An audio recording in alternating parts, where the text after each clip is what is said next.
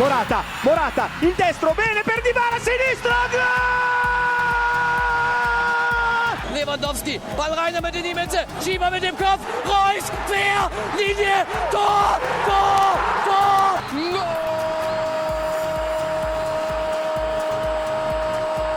Golazo de Cristiano Ronaldo para el Real Madrid.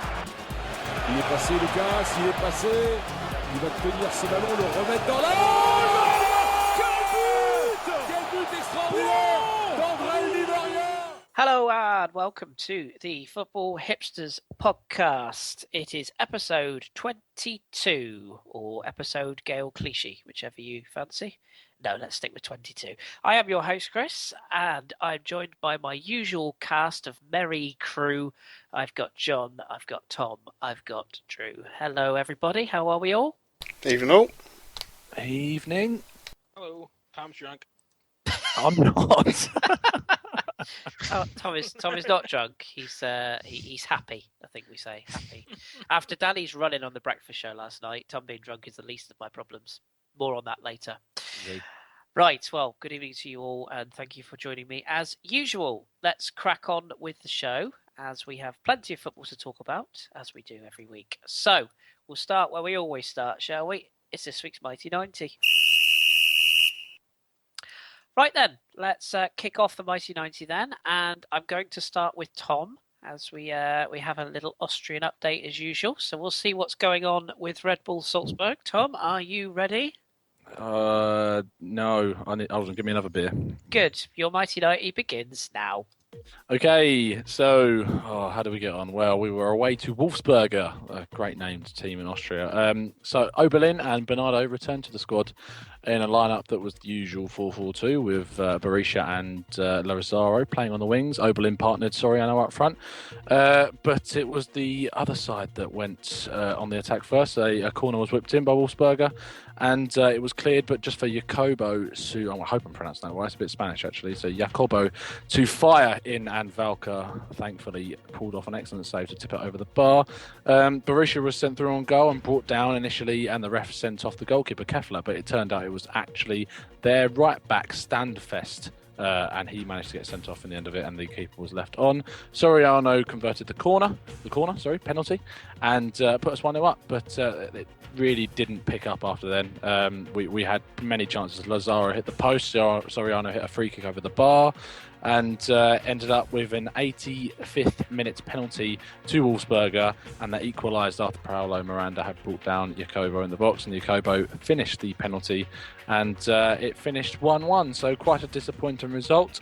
However, Rapid Vienna decided they wanted to lose 4-0 at home to Admira, which meant that we remained top and went clear by 1 point, of all things. Austria Wien also drew, so they're still 5 points behind. So good things as we go back to Mattersburger as our next game. So hopefully a win. Good. The one thing I took from your Mighty 90 there, as well as the win, of course, was Standfest. And that sounds like a gig that me and John would have attended in the early 90s. So that sounds like fun. Okay, good. So winning ways at top of the table. Happy days. Let's move on then and see what's happening in Drew's land, which is Holland, the Netherlands, whichever you prefer. Drew, let's have a little Feyenoord update. And your Mighty 90 begins now. That is the most cheerful I've ever heard Tom, thus confirming he is in fact drunk. Anyway, moving on. So we traveled to the Gelderdome in Arnhem against Rob Masters Vitesse, and we came away 2-0 winners. However, the match was actually not that great. Against a better team on a different day. Actually, we probably say we actually would have lost. Vitesse just couldn't put it together. Even match in all respects, but at the end of the day, quality came through. We didn't score our first goal until Michel Kramer popped up in the 73rd minute, assisted by Rick Karsdorp, who was his first assist, and then he assisted second half substitute Bilal Bassistoglu in the 88th minute, so that sealed all 3 points. Giovanni Van Bronckhorst will be happy to get away with all three. But honestly, it wasn't really deserved. And again, it highlights the fact that the season has been a season of struggles for us, honestly. And as usual, Ajax and PSV Eindhoven didn't lose again, though they both dropped points. They both got draws respectively. Ajax drew against NEC Nijmegen at home 2-2, and Eindhoven drew 1-1 at home against Heerenveen. So we actually closed the gap by 2 points, but we're still a bit of ways away, you could say. So and we're also tied with AZ Alkmaar on 46 points for third place. So not looking good still, and struggling for third probably for the rest of the season. So yeah, still not good, still not happy, but could be worse. So that's where I'm at the moment. You just about styled that out, didn't you? You were reaching. You're like, I could do this if I just time it a little bit better. One Could day, be worse. Could just waste 18 seconds of our lives. I could be juggling like that. That's fun. The best part, Drew, is 1 week you're going to get like a 6-5, and you're not going to have enough time, and That's exactly what's going to happen. So I'm thinking I'm going to save my seconds for that. Good times. I'm sensing a running joke in this podcast already. That's hashtag Drew 18. Right, let's move on then. Time for John's update and see how the mighty Gladbach have got on this week as they had a home tie. John, your mighty 90, it begins now. Oh, it was a nice, comfortable 3-0 win over Eintracht Frankfurt. Not massive surprise, to be honest. We're at home. Our home fans were great. Stindl opened the scoring early on in the game. Keeper couldn't deal with a nice Raphael free kick. The second goal was a little bit bizarre. Herdecki, I think that's how you pronounce his name anyway, the goalkeeper from Frankfurt, was sort of left stranded from a poor clearance, and Raphael, the ball fell to him 40 yards out from goal, but a nice empty net in front of him, so really, really good finish for him. He's now actually only behind Claudio Pizarro and Robert Lewandowski in terms of form in 2016 this year, in front of goal, so very impressive. Severovic did manage to hit the post for Frankfurt, but that was as close as they came in the game. We got the third goal from the excellent Dahoud, dribbling in the box and finishing at the near post. Puts us up to fourth now on 42 points, just 3 points behind Hertha in the league. So Champions League dream is still alive. Next game we've got a tough trip away though this Friday away to Schalke, who you never can quite tell how they're going to perform. But a bit of news, sad news if you are a Gladbach fan, is that Martin Stranzel has announced he will be retiring at the end of the season. He's been at the club for 5.5 years and made over 116 appearances for Gladbach, but he's been really troubled by injuries this season and hasn't really been able to make many appearances. So sad news that he'll be retiring, but possibly got a place in the board with the club. Good stuff. I saw that actually. That was sad news. Genuinely, that was. They're saying hopefully they're going to offer him a position. They're not sure what it will be yet, but they want to keep him around. So. Yeah, a very good coach he would make, I would suggest. So, good. And that is that Frankfurt keeper, the Finnish keeper, that Herdecki? He's very good. Herdecki, that's it. Yeah. His clearance was just I mean, he was actually good. Other than that, in the game, he was actually quite good, but. Just that particular clearance, he could have put it anywhere but where he put it. Yeah, and of all the players to fall to as well. The most technically gifted Brazilian, yeah, absolutely. Yeah. Still, good. Okay, so another victory. I guess it's my turn now then, so I shall pop the old clock on. And my mighty 90, put my teeth in, begins now. So this week I had the pleasure of watching Lorient at home at Le Moustoir face Marseille. It was one of my 2 games of the week last week. 15,599 people were there to take in the spectacle of a 1-1 draw. So nothing ventured, nothing gained. The changes to the lineup, Rose and Rafa Guerrero came back into defence, Barthelme and Mesloub to midfield. Playing in an attacking looking 4-4-2, Benjamin Jeannot, one of my favourites, joined Waris up top. It's a pretty good start, to be fair. Jimmy Cabo's run down the right, set up Jeannot, but Mandanda saved superbly. There was a theme in that. Mandanda made another superb save, really, really good save. This actually from a Waris header, again from a Cabo cross shortly after that. Lemelo did eventually take the lead on 34 minutes, and it was that man Waris shooting home after being put through by Mesloub's pass. He used to play for Forest Green Rovers Reserves, by the way. It's a fun fact. Half time, it was all good, but just 60 seconds into the second half, Maurizio Isla, who John will be familiar with, slipped into level after Batshuayi's shot was blocked. And it was pretty much all Lorient second half. They pressed, they looked for the winner. Rafa Guerrero forced another good save. Ian Joffre missed a sitter firing wide from a dog's cross. And Guerrero almost won it late on with a 20-yarder, but Mandanda, again, a superb low save to keep the points level. So it ended in a 1-1 draw. As a result, it doesn't really suit either club. Lorient drop a place with the draw to 11th. They are now on 39 points. Their next fixture is away at Angers on Saturday, looking for a win. So there we go. That's the Lorient update from this week. And that wraps us up. So there's a couple of decent results there for us all. I'll certainly take a point at home to Marseille. Right, let's move on then and get on with our weekly stats update. See what's going on with the number crunching. It's this week's World of Football.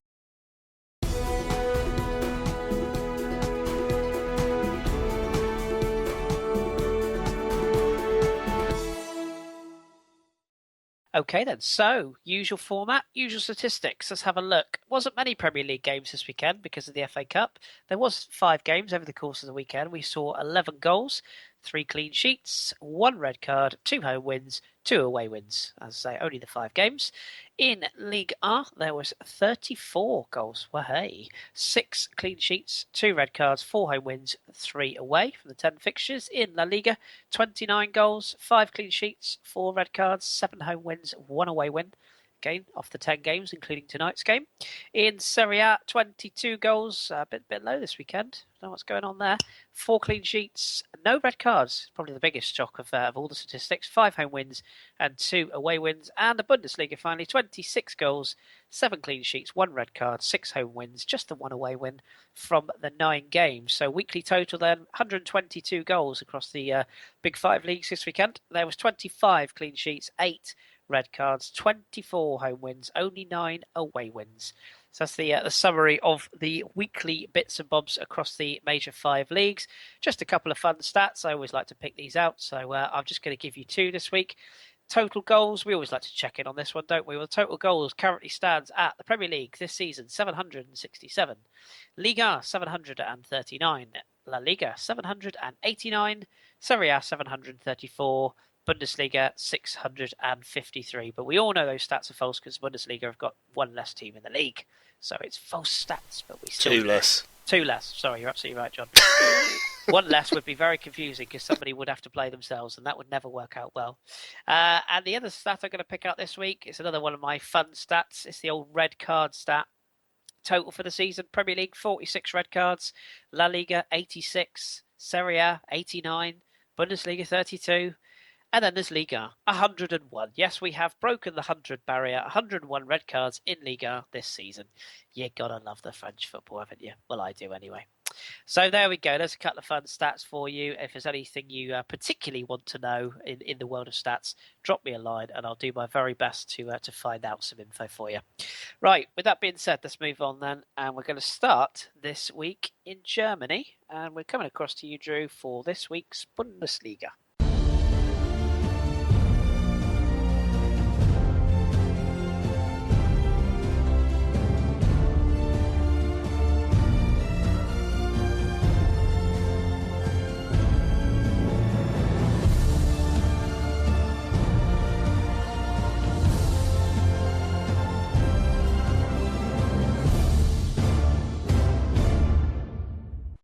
Okay then, Drew, we're going to start with Hertha Berlin. Now, we've been saying for a few weeks, can we see them staying in the position where they're in? Can we see them achieving the European qualification?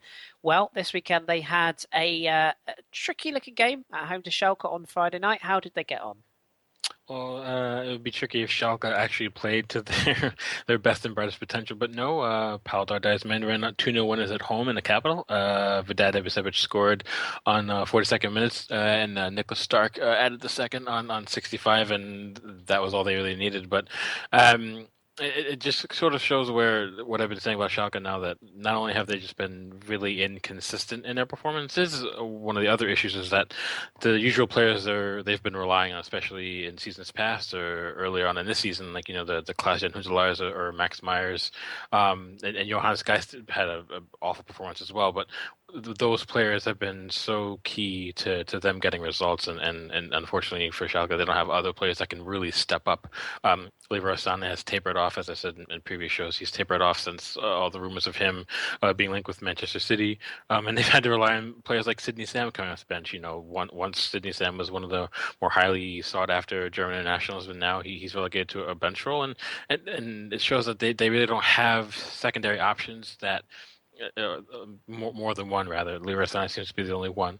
Hertha continue to be very team game oriented, almost kind of like I hate to use the analogy, but almost kind of like a Leicester City, if you will.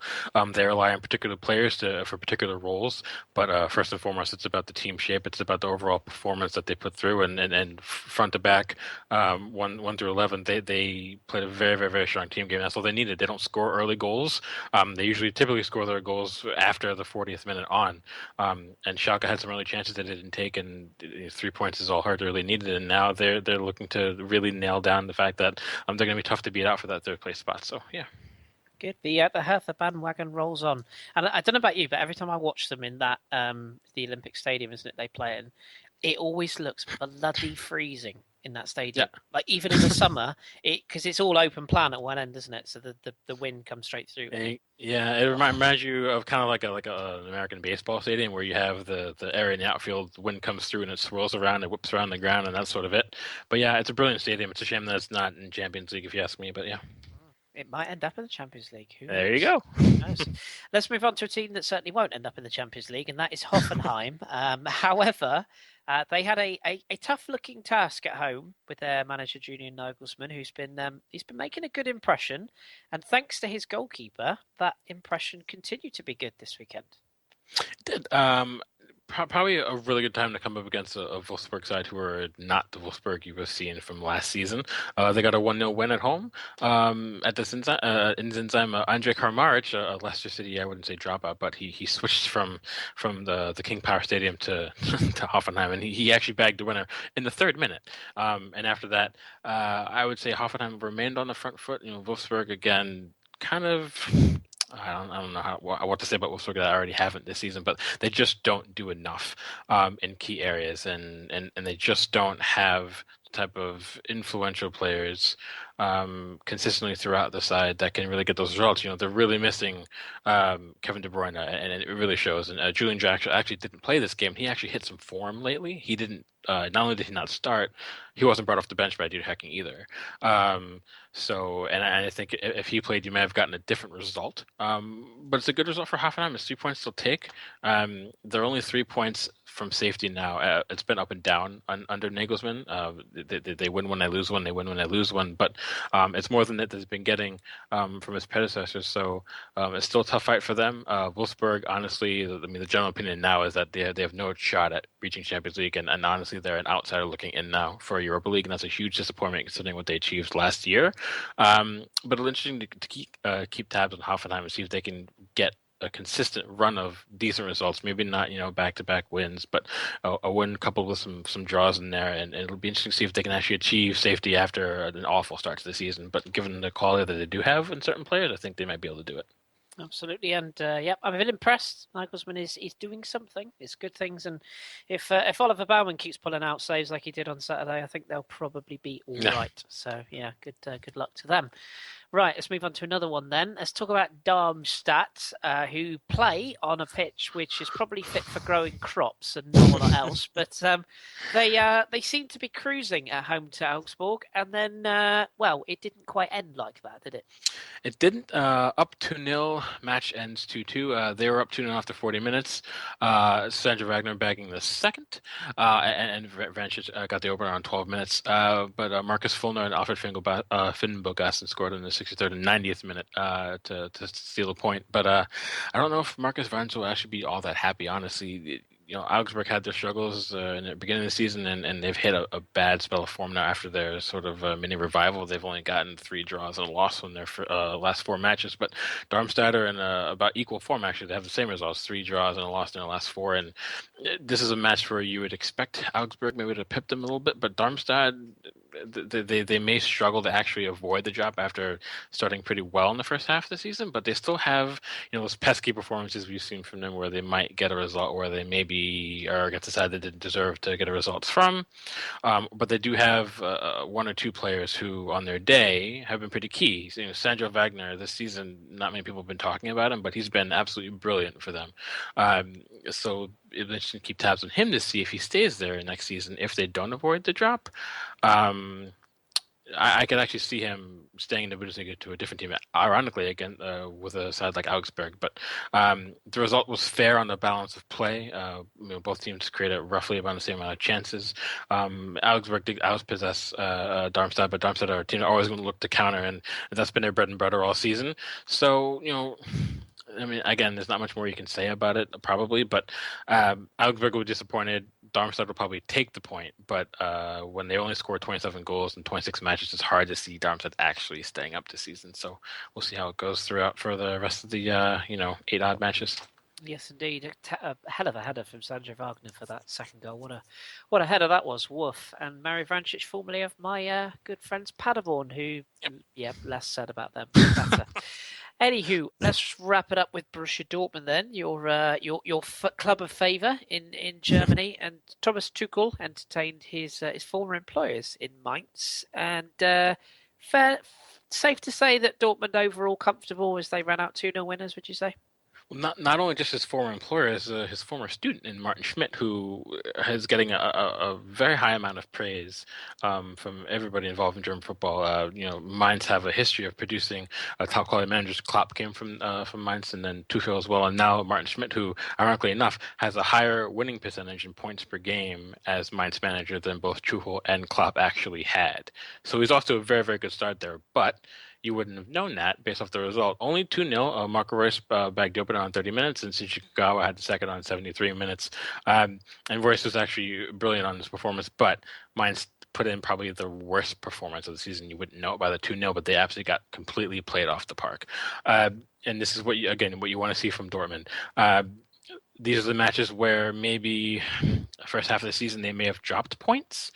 Sometimes, their comparison with Bayern is that Bayern on an off day will still see out a result, and they're less likely to drop points, where especially at home. And then Dortmund sometimes guilty of it, but this was a test for Mainz, and it didn't pass. It's also a test for Dortmund because Mainz have been surging of late. They're in the hunt for Europa League place, and Dortmund absolutely showed them that there's work to be done. But I'm sure there's no hard feelings between Tuchel and Schmidt rather. But again, this makes me think that Dortmund could actually steal a few more points off Bayern based off of how deep Bayern go in the Champions League, and as well indeed how deep Dortmund go in the Europa League. So it's going to be interesting to see if they can even close that 5-point gap. It's a tough day as well, of course, of the news that a fan passed away from a heart attack in the stadium. And, it was it's very sort of touching to see all the players together in front of the yellow wall at the end of the game, sort of applauding the fans. And there was almost a muted celebration when they made it 2-0. It was just like people's minds were elsewhere, really. It's quite haunting almost. So, yeah, sad times. If you're going to go out to a heart attack, watching the team you love is probably how people would like it, I guess. That's the only positive. Anywho, moving on from death, let's talk about the other results. What were the other results from this weekend? Well, Ingolstadt hosted a resurgent Stuttgart side and got a 3-3 draw. That's a few amount of goals that Ingolstadt have scored, considering they've only scored 22 all season long. So good result for them. As John said, Gladbach ran out 3-0 winners against Eintracht Frankfurt. Hanover lost 2-0 at home to Cologne, and yet again sort of nailing down the fact that there's no way they're going to be avoiding relegation this season. Bayern Munich absolutely stomped Werder Bremen 5-0 at the Allianz Arena, and Bayer Leverkusen, despite having a man sent off, won 1-0 at home. And they're looking to rebound after a bad patch of form where they've lost 3 of their last 4. So yeah, that's that. Goodly. And where does that leave us table-wise? Of course, Bayern still top, 66 on after 26 played. Dortmund second on 61 points. Hertha Berlin 45 while sitting in third. Borussia Mönchengladbach sit fourth on 42. Schalke fifth on 41. Mainz sixth on 40. And the bottom 3 is Eintracht Frankfurt on 16 on 24 points. Hoffenheim 17th on 24, and Hanover 18th on 17. Super. And which game have you pulled out for us to keep an eye on for next weekend? Oh dear. Well, whether John likes it or not, his boys take a travel to Gelsenkirchen and play Schalke. Honestly, I think this is the match you really want to see Gladbach put in a really good away performance, because a win here will solidify their holding on 4th, and they would jump up to a 4-point gap between them and Schalke, who sit in 5th. So I think that's the one for me to watch out for sure. For our UK viewers, BT Sport, Friday night, 7:30 UK time. You can watch that game live. Lucky you. Just before we leave Bundesliga, Drew, you have news of a new contract for a rather superstar player at Bayern Munich. Well, it's not confirmed yet, but all the rumors, and according to Bild, if you believe Bild, seem to be pretty accurate from time to time, are saying that David Alaba is going to sign a contract extension that's going to have him stay at Bayern until 2021. Thus, maybe dispelling some rumors that Pep might bring him to Man City come the summer. Additionally, it makes Tom quite happy. Thanks, drunk Tom. Additionally, Bayern seem to be scouting Ricardo Rodriguez of Wolfsburg, because should they not make Champions League next season, his release clause drops 8 million euro to 28 million euro, which is about 23 million pounds, give or take. Really affordable for them. And Ancelotti actually likes him, wanted to bring him to Real Madrid, so you might see Alaba in center midfield more often than not next season, should that happen. And if Ricky Rodriguez moves, this makes Chris unhappy. Makes us all unhappy, I would think, honestly. Well. At least he'll be getting fun times at another team. Never mind. Right. Okay. Thank you very much, Drew. So that wraps us up in Germany for another week. Usual drill, people. Any questions, ping them Drew's way. I know we've got a couple in the onion bag later on, so we'll be back with you soon. Don't forget Champions League. Yes. Thank you. See, this is why I employ the best, because when I cock up, my people are there for me. Yes, Drew, you're right. Bayern Munich, Juventus. I just want to get your view on the German perspective. How do you see it going? Honestly, it's going to be tough for Juve to go to Munich and actually pull back that, allowing Bayern get those 2 away goals in turn. I think Bayern's got it in the bag. Honestly, they're one of the best sides at home in Europe, if not the best side at home in Europe, bar your Barcelona and Real Madrid, honestly. I don't see Juve reversing. I know John might disagree, and you might see Juve have to sit back and maybe stay compact for 60, 70, maybe 80 minutes, and maybe just try to get somehow a 1-0. They're capable of it, but when you give Bayern too much time and you give them too much space, they do create their chances. If they take their chances, sometimes they're guilty of scuffing a lot of their chances, but if they take their chances, they could be 2-0 up inside the first 30 minutes. And if that happens, I think it's over. So I pit Bayern to win, but anything is Champions League. Anything can happen. John will make a case for the defence later, so stay tuned for that. Okay, super. Thank you very much, Drew. Appreciate that. Sure. Let's move across to see if Tom's put the San Miguel down, as we have a little trip over to sunny Spain, and it's this week's La Liga.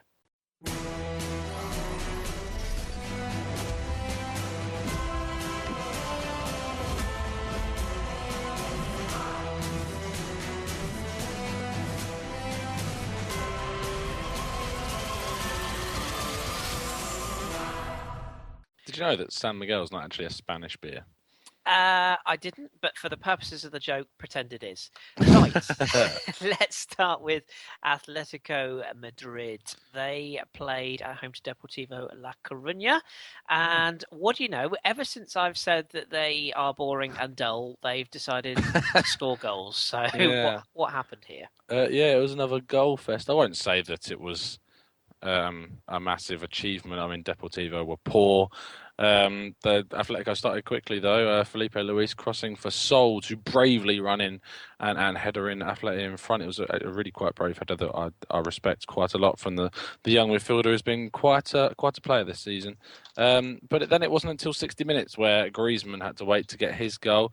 A really quite well disguised pass from Koke, slotted in the Frenchman, who turns on a sixpence, the classic footballing phrase, to slot past the Depor keeper Lux. And then Correa killed it off Gabby had a quick free kick, lobbed it over Depor's defence, and the former Hipsters Choice player slotted high into the top right of the net, and that was pretty much the game. Depor didn't keep their accolade of the most draws for a team this season, and were quite trounced. So ever since I've said that Atletico are a boring team to watch, as you did, they've started to score more goals per game. So the irony is definitely there. Yeah, absolutely. They were bordering on entertaining for once. So long may it continue. Long may it continue. Let's move on to our next game then. And you wanted to talk about Sevilla and Villarreal. This game was completely just bat poo. I nearly swore there. Bat poo crazy. Let's say that. So for the kids listening, I'll keep it PG. But it was a little bit topsy-turvy, completely end-to-end. And it ended up with the home side winning. But it really wasn't straightforward, was it? No, and finally I've got one right in saying this is the fixture to watch, and it really was the one to watch. Hey. But it didn't start off great for Sevilla. It did start great, but it didn't turn out as great as they wanted further on in the match. I mean, they took the lead through a great run from Gamero, who laid in a Boro. It was just on a plate for them to finish, to make it 1-0. But then Villarreal came back. Bakambu, who scored a brace in midweek in Europe, Ricovina's cross fell to him in the box, and he slotted past Sevilla's keeper Rico. And then they took the lead through Bakambu, who scored a great goal. Adrian's little chipped pass over the Sevilla defence, and he left-footed volleyed it across Rico into the bottom right-hand corner. Excellent finish. The lead didn't hold for long in the second half. Klonoplianka's cross was blocked by Victor Ruiz, but unfortunately that block ended up in his own net. So that made it 2-2. And then Klonoplianka was on hand to score a contender for goal of the season. A 35-yard strike that was brilliant, that just left Areola standing in his goal, not really sure where the ball was going, and it dropped right into the bottom right-hand corner of his net. Brilliant. Honestly, it was amazing goal, so go check that one out. Benega got himself sent off, something John knows a lot about, his links to the Italian football, but he got himself sent off with a second yellow. Really quite a needless tackle on Mario Gaspar. And finally, Reyes killed the game off, even though they had 10 men. Gamero's rebounded shot fell to the Spaniard, an ex-Arsenal winger, who slotted home an open goal to make it 4-2. So they closed the gap for that fourth place, and it will be certainly interesting to see what happens in the final run-in. Indeed it will. And it's fair to say that Yevgen Konoplyanka made Areola look a complete boob. Moving on.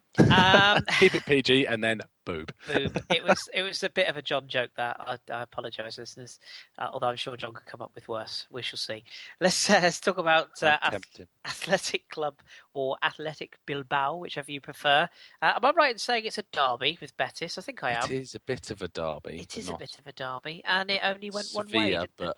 Yeah, near enough. But yeah, it only went one way, didn't it? Really, this game. Yeah, it was always Bilbao have been great form recently. I mean, also in Europe, beating Valencia 1-0 in midweek, and now coming into league off the back of 3 straight wins, and they made it 4. Castro could have put Betis up though, the Spanish veteran. But he was punished ultimately for missing his chance, which he scudded over the bar by San Jose's long ball into Sabin Moreno, who's been the youngster for Bilbao on the left-hand side, has been in great form. Brilliantly chested it down and slotted past Adan, who I have to say has been one of the goalkeepers of the season for Betis. Mikel Rico then scored a beautiful volley, which was quite a confusion in the box because Munain and others put their hands up trying to call for a handball, for a penalty, but Rico decided I'm just going to play on, and decided to smash the ball in the near post on the volley to make it 2-0. Bilbao then killed the game off after another Rico volley was saved, but just for Sabin to hit the rebound in with an open goal for his second. Ruben Castro added a consolation, but it was way too late for Betis to think about coming back, and that means that Bilbao have got their 4th straight win, which is really quite good considering their form in trying to catch Villarreal in that 4th spot. They're lying 6th, just a point behind Sevilla, so it really is going to be an interesting last few games. Absolutely. And other than Ruben Castro, who you can't help but love, I've decided I officially hate Real Betis, and I hope they lose every game just after watching them last week throw themselves around on the pitch. I've decided I hate them. So sorry about that, Betis. But, it's just the way it is. Queen. Maybe. I like Castro, though. He can stay. Right, our final game, Las Palmas, who entertained Real Madrid. I'm going to say this. I watched this game.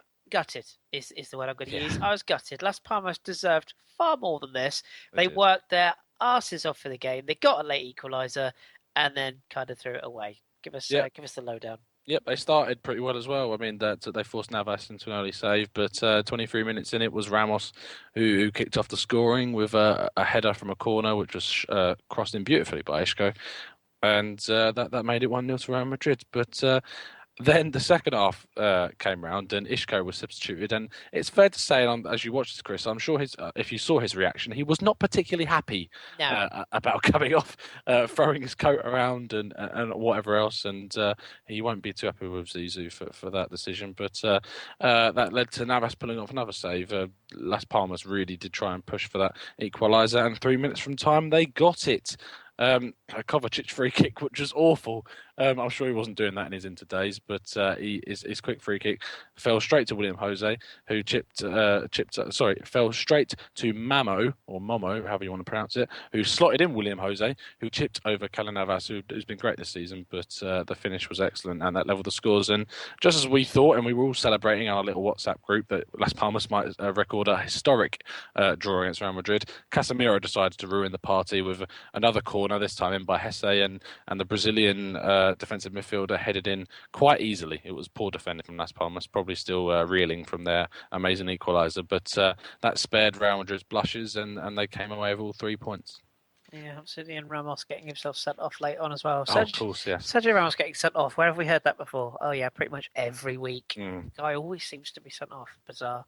Still, okay. So that's the 4 highlight games. What else went on this weekend in Spain? Okay, so Malaga did manage to actually win without Camacho. Juanpi had an excellent goal, which put the difference between them and Sporting Gijón. I promised goals in Barca's home game against Getafe, and I certainly got that right as well. Jaime Rodriguez's own goal, combined with a Messi Mudir goals and a Neymar brace, topped off with a Ada Turan overhead kick, which was quite instinctively brilliant. Hit them for 6 as they go into the midweek match against Arsenal, with plenty of players being rested. Celta got back on track, where Aspas's goal meant Sociedad are now 4 games without a win, so that's a bit of a worrying form for Sociedad. Rayo and Eibar ran out 1-1 draw. Zacastro for Rayo and Escalante, the youngster for Eibar, who's been great this season, with the goals in that game. And Eibar's Radasevic got a late second yellow, sending him off. Levante earned a well-fought 1-0 win in the Valencia derby. Rossi's excellent finish punished an awful Valencia display, which Gary Neville will certainly not be very happy about. And finally, in tonight's game, Espanyol couldn't take advantage of an early 28th minute red card to Barral, and Granada took the lead through Rashina, and we unfortunately had to wait until the 82nd minute and the help of an own goal from right back Lopez to equal the scores. But I think Espanyol will be quite disappointed with that result, and that was the weekend's results. Yeah, I mean, they all count, own goals and all. And if you haven't seen Gary Neville's, he went absolutely radio rental after the Valencia defeat. He did. Essentially turned on his own players. That's a risky strategy, Gary. It is, but they can't understand a word he's saying, so they probably don't matter. Very, very fair point. Absolutely. Where does that leave the table then, top and bottom? Yeah. So at the top, it's pretty much still the same, but the points are closer. With the top 3, Barca, Atleti, and Real. That's Barca on 75, Atleti on 67, and Real catching on 4 points behind on 63. 4th, 5th, and 6th is Villarreal on 53. Sevilla are now 5 points behind on 48, with Bilbao 1 point behind them on 47. Down at the bottom, yes, Drew, I've done the bottom 10. It's that close. 10 points separating 20th and 11th now. Levante on 24 points. Gijón on 24 points also. Granada on 27. Getafe on 27. Rayo on 27. Very close down there. Las Palmas on 30. Espanyol 32. Depor 33. Valencia and Betis are on 34 respectively. So yes, 10 points. Very, very close. Tighter than a duck's bottom. And what about a game to look out for next weekend? I've got 2 because I'm just that greedy. I've got Villarreal against Barcelona. Interesting to see what will happen in that game. And Real Madrid against Sevilla. Sevilla in good form, but they're away from home, so you can guess what's going to happen there. 2 games, you lot are starting to take the mick. If anyone ever says they've got 3 games, I'm going to go mental. Oh, yeah. More on that later. Before we leave Spain, now we all know, of course, Arsenal are going to smash Barcelona 7-0 in the Nou Camp, so there's no point talking about that game.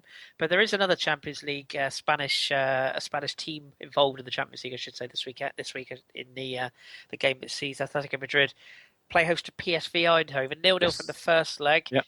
Can you see any hope for PSV? Because I can't.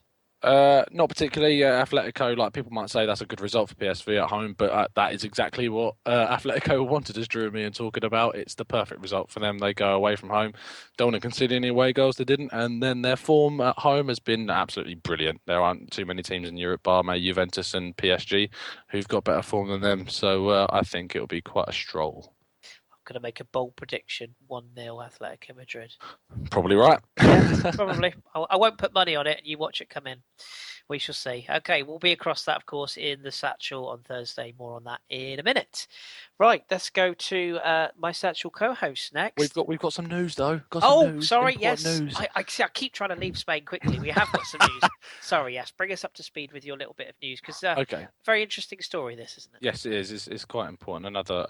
Bit depressing, but it's nice to know. Rio fans paid tribute to the ex-England international Laurie Cunningham. He was the first full international English black player, so very important in the history of football. He played for Rio. He played for Rio and helped them gain promotion to the Spanish top flight at the end of the 1988-89 season. So it's a nice tribute for the man.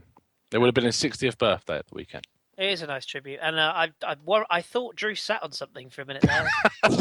Never heard a noise like that in all my life. Bizarre, good stuff. No, it's a very touching story and well brought up. There is actually a documentary that ITV did. UK viewers should be able to find it. If you Google Laurie Cunningham and ITV, you might be able to find it still online to watch. There was a really good documentary about him.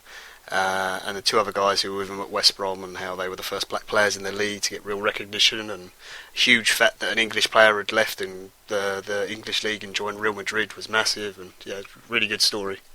There you go, football hipsters. There's nothing more hipster than a documentary about proper history, so do check them out.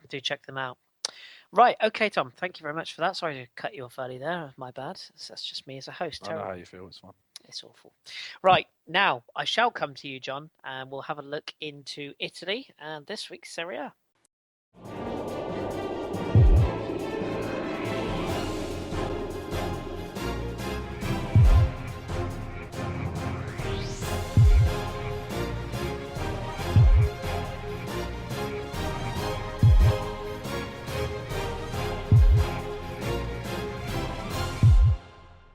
Righty-ho then, John. Let's start with my namesakes, Carpi. That's my nickname, in case anyone has to work that one out. They played host to Frosinone in the battle of the two promoted clubs who are battling to stay in Serie A. Who took the points? Yeah, it is the cliche klaxon should be announced. It is a relegation 6-pointer. It's Carpi who came out on top, 2-1. Thank you for that. They took the lead through Bianco, his first goal in Serie A after 19 appearances, but Frosinone got one back through Dionysini's quick reactions on a set piece. But in the final minute of the game, Carpi were correctly awarded a penalty, and that's strange, sometimes you hear that in Serie A, but it was the correct decision, and upstepped. Do you remember when I said, I think in January, that signing Jonathan de Guzman could possibly keep Carpi up? Well, it was his debut for Carpi, as he'd been injured for them and he hadn't been able to play. He stepped up to take the penalty and scored and got them all 3 points. The game itself wasn't amazing to watch, but it's huge in terms of the relegation battle down at the bottom. And when we get to the table later on, you'll see how much closer it is. It's disappointing for Frosinone because they were on a decent run of form, but it's closed the gap between those two. And there's a chance, possibly, of them both even being able to get out of it, which would be really amazing for two provincial teams that are making their maiden debut in Serie A. Yeah, Carpi in particular, I mean, they are properly tiny, aren't they? Really are. Am I right in saying they share a ground? Is it with Modena? They actually, Carpi are using, yes, their rivals' ground, because their ground, I believe, I think it's something like 2,000 people.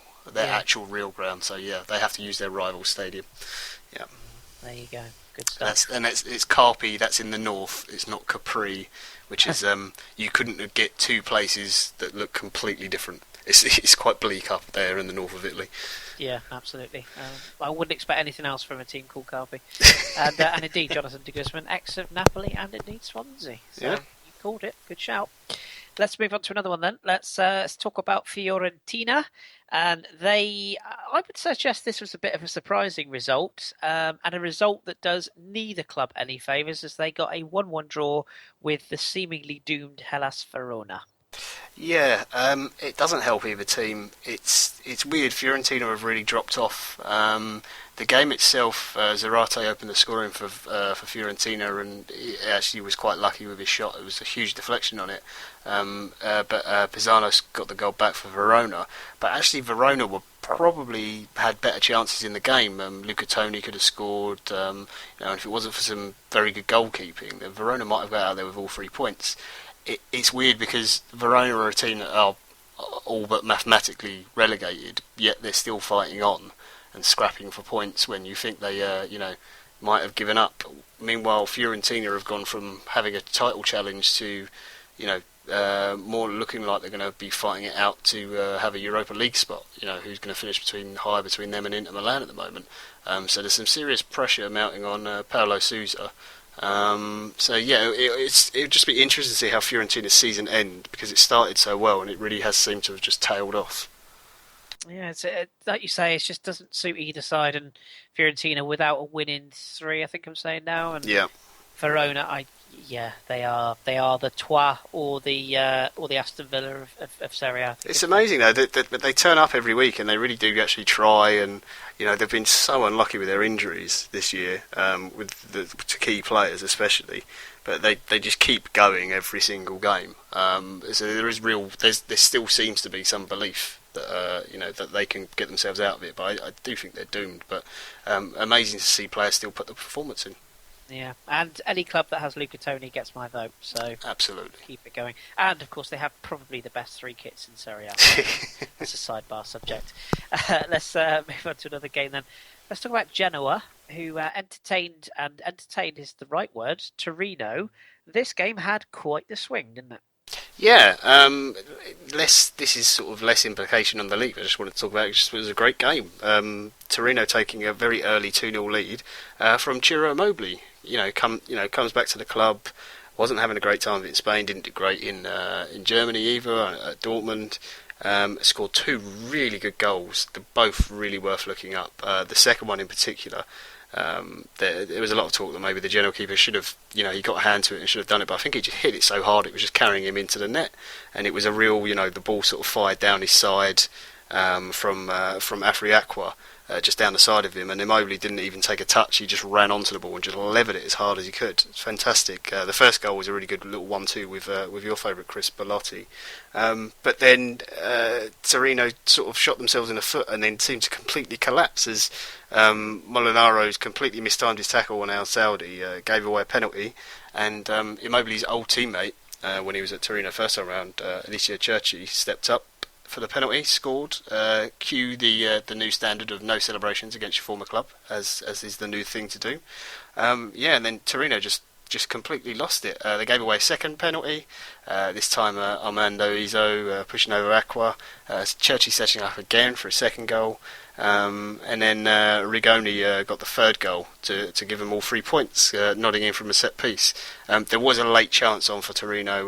Afriaqua, who was actually very good in the game, other than the stupid penalty he gave away, absolute rocket of a shot in the sort of last 5 minutes that Mattia Perrin made a really, really good save to keep Genoa with all 3 points. But yeah, amazing swing in the game, and certainly I wouldn't have thought that many goals in it, but some really good goals and worth looking up quite a few of those.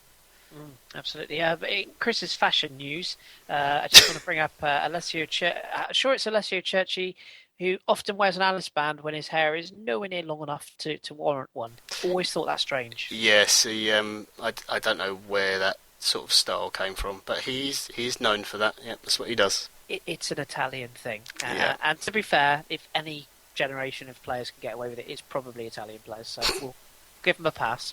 Anyway, let's round off the roundup then with the Sunday evening game. Knowing that Juventus had got the result against SAS, which we'll touch on in the other results, Napoli went away to beleaguered Palermo. More on them in a second. Yes, again. How did they get on as they faced a Palermo side that were desperate for points? Yeah, they travelled to Sicily, and it was a 1-0 win in the end. A penalty, slightly strange, we'll talk about that in a minute, but it was Gonzalo Higuain who stepped up for it, who isn't known for his penalty taking, but certainly improved this season, so that's his 27th goal of the season now. I think he is now, let me do this quick there, he's 8 off the record that is held from the 53 or 54, something like that, I'll have to double check, but for most goals in one season in Serie A. Napoli were in decent control of the game and were zipping the ball about well, but they weren't.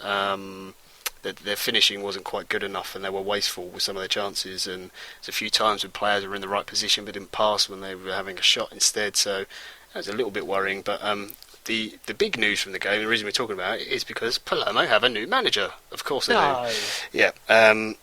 Giacchini has walked away after Zamparini, the owner, has said that Palermo would lose this game 5-0.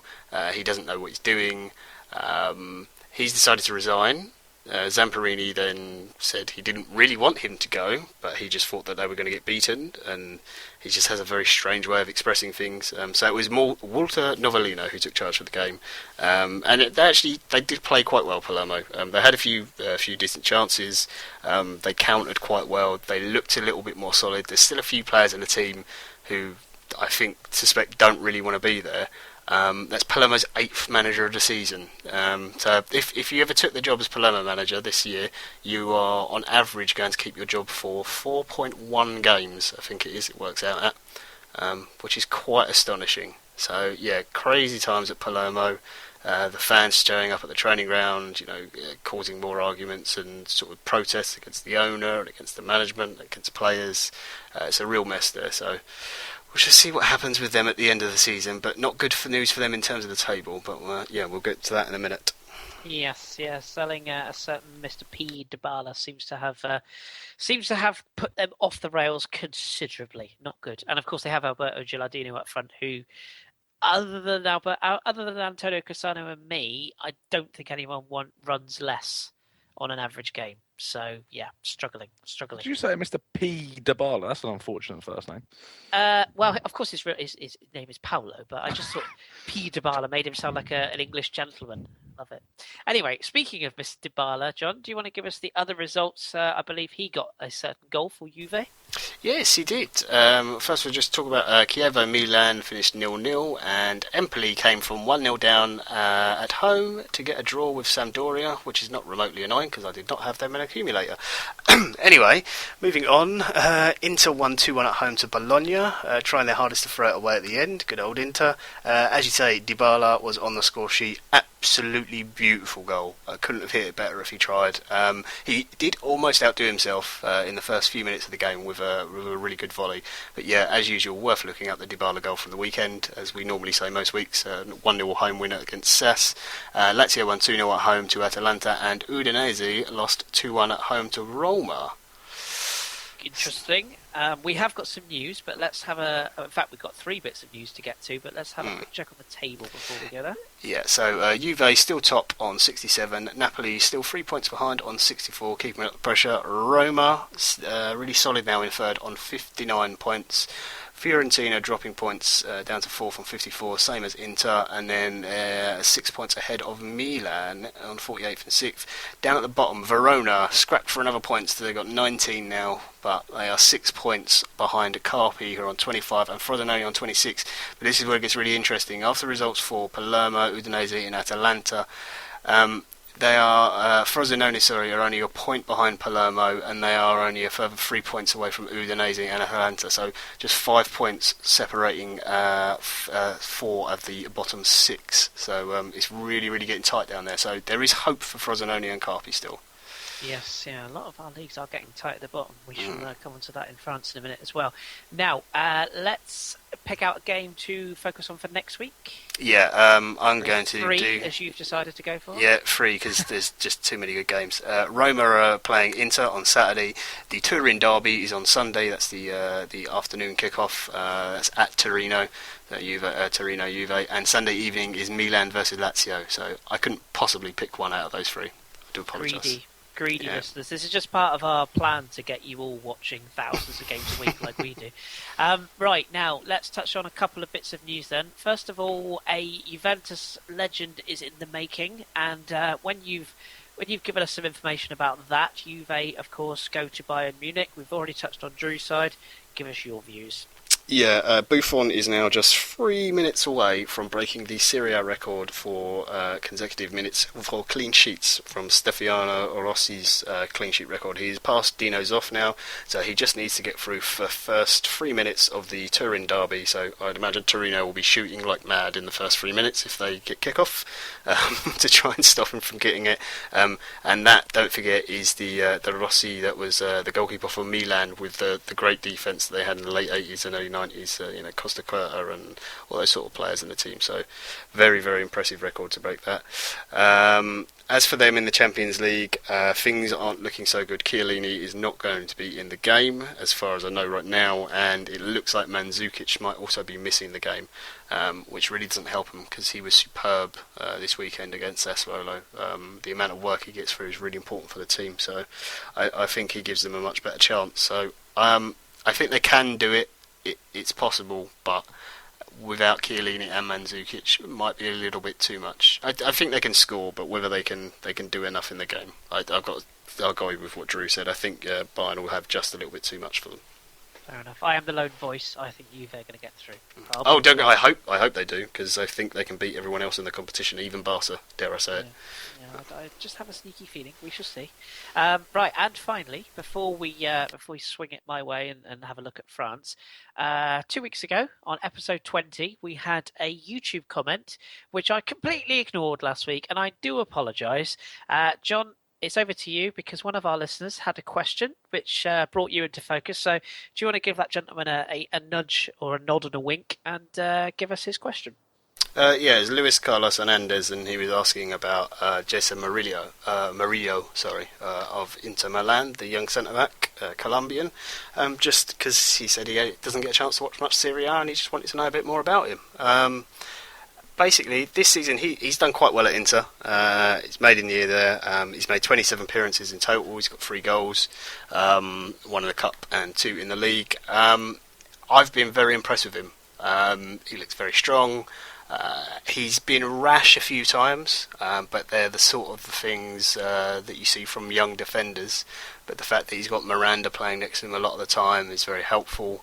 It's a new league, so it's a lot to learn, but I think he's got a really, really bright future ahead of him. I'm very impressed with him. He's got pace, he's got strength, he's good in the air, and there's a lot of people talking about him. I'm surprised he didn't manage to get him, to be honest.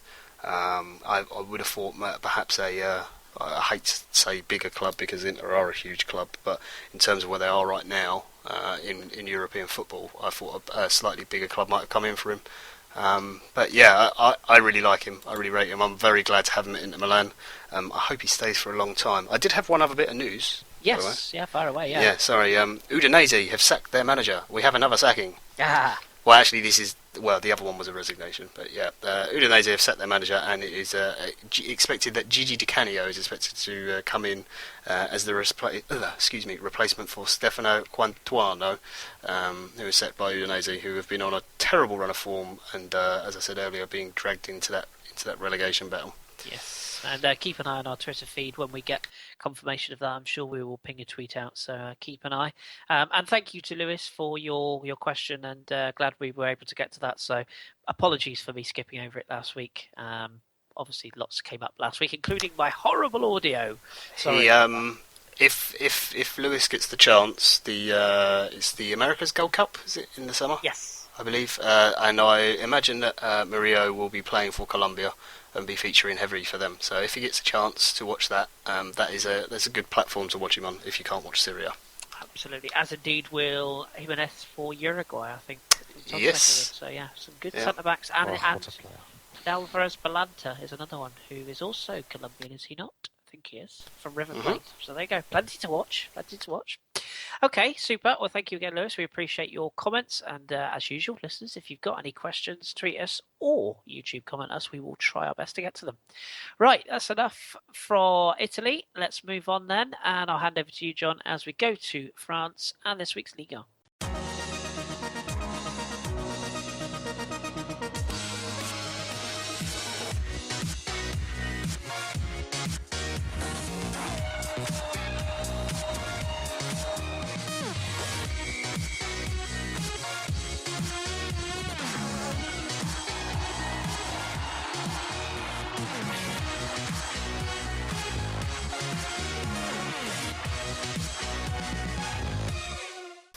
Right, so Liga this week.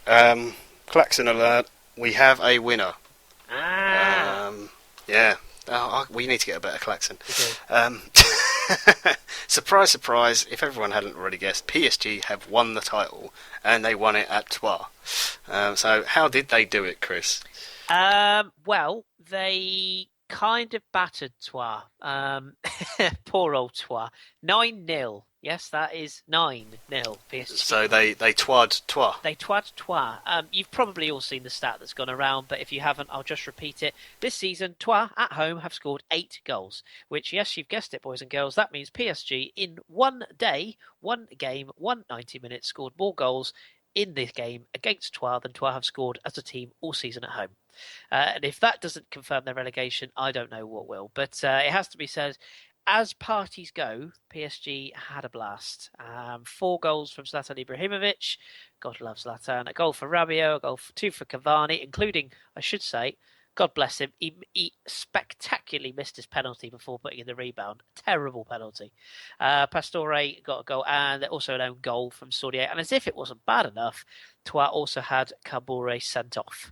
Or Cabouet, I should say, sent off. So all in all, I think it's a day that Troyes will probably like to forget pretty quickly. I did just want to touch briefly on PSG. As we say, it's their 6th La Classifica title. So that they have won the French league on 6 occasions now. And for a club that people forget, they are quite a new club. It's not that they're a classic name of French football history. So all the money and all that aside, it is quite the achievement. I should also say they have won it with 8 games to spare, which is a new record across Europe. As far as the big leagues go, I think only Bayern Munich, I think last season they won it with 7 games to spare. PSG have gone one better this season. They have a goal difference of 62. Which is quite frankly frightening. That's plus 62, I should say. So, I think it's fair to say there. They are way out in front. Another quick stat for you. Zlatan Ibrahimovic, 102 goals in 115 league games for PSG. That's quite a strike rate for a guy that people said hasn't ever achieved or whatever. I mean, yeah, look at those stats for you. And one other one, this will interest Tom. The football statistics of offensive teams, so that's not just teams that are just not very nice to watch. West Brom fans, close your ears. It's actually teams that are offensively gifted, if you will, over the course of the season.